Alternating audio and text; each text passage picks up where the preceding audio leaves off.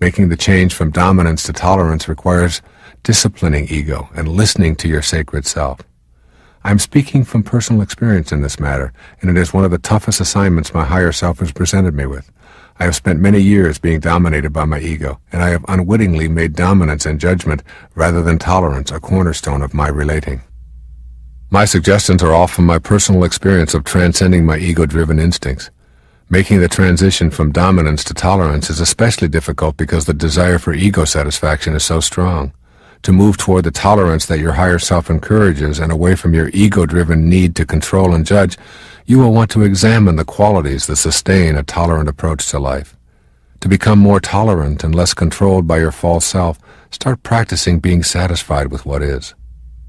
If someone you love acts meekly towards you, your ego wants that person to be more assertive. If that person is assertive, your ego then decides to dislike assertiveness. If you eat too much, you start thinking about how nice it would be to be thinner. If you go on a diet, and all of your thoughts then will be about food. If you stay at home for a long period, your ego starts telling you how nice it is to travel. Go on the road, and you start thinking about how nice it would be to stay home. You're in a relationship and begin to imagine it would be nicer to be uninvolved. You're not in a relationship, and you start wanting to be in one. Your children are running around the house, and you start thinking about escaping. You aren't at home, and your ego starts having you think about nothing but your children. If you identify with this kind of inner dialogue, rest assured that ego has temporarily separated you from your sacred self.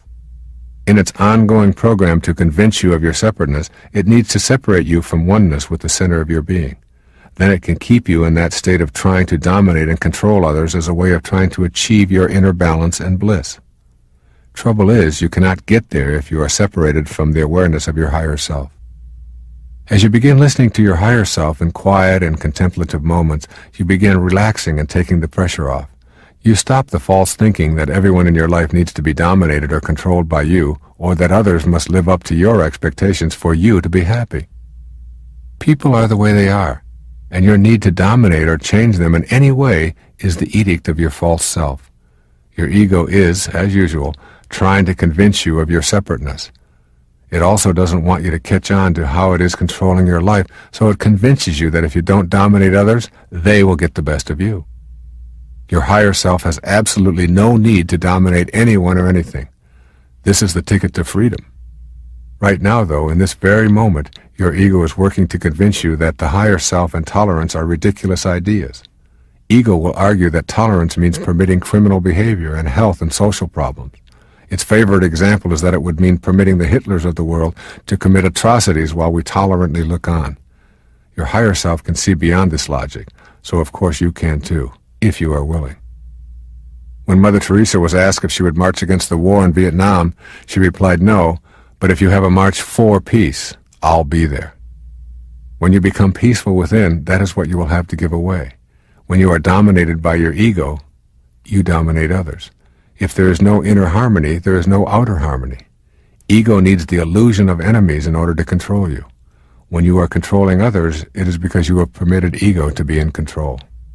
The paradox here is that you will affect the world in the ways that you wish when you cease trying to improve conditions with intolerance and judgment. It is only when you are not controlled by ego that you can choose to not control others. What you believed was power when you dominated others was actually the external activity of ego controlling you. Your impact on the world at large begins with the smaller world of yourself. You will foster freedom and peace when you are free of ego's control and know the peace of your higher self traveling the path of the sacred quest. One of the first steps along your path is learning tolerance by practicing seeing the world as it is, rather than as you demand it to be. These, then, are some of the ways that the ego attempts to rule our lives. Our goal in knowing our sacred self is to have the higher identities triumph over our lower identities.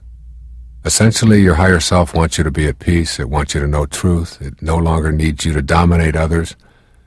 It is a very peaceful, loving place to be. And this doesn't mean that you go through life being wishy-washy and being abused and so on. What you're doing is you're avoiding the abuse. Most of the abuse and the victimization and the stuff that haunts so many people in their lives comes from their need to be right and to make the other person wrong and to prove something.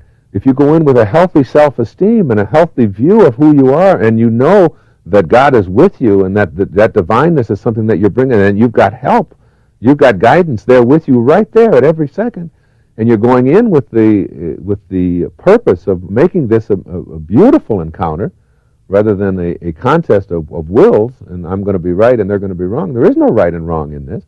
You find that that you just don't run into that. When Christ or when Buddha would go into a village, that they would raise the consciousness of the village just by their very presence. Your very presence as a divine soul around a situation that could erupt into something very violent, just your presence